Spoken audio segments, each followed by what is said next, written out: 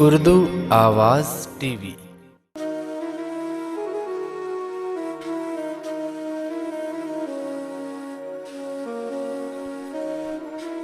सुनो जाना, किसी तपती मुसाफत में, किसी पतझड़ के मौसम में, किसी बेदर्द महफिल में, किसी के तल्ख लहजे से, किसी की बेवफाई से अगर दिल टूट जाए तो किसी से कुछ नहीं कहना।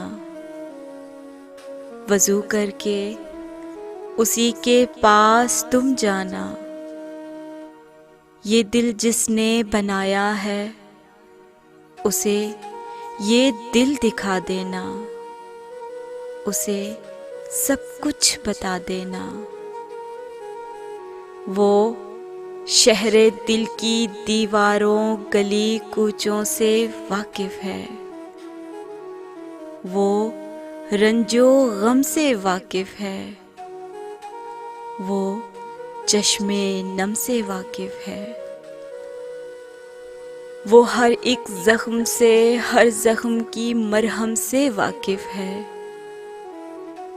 वो दरियाओं के तूफ़ानों के रुख गर मोड़ सकता है तो दिल भी जोड़ सकता है, तो दिल भी जोड़ सकता है।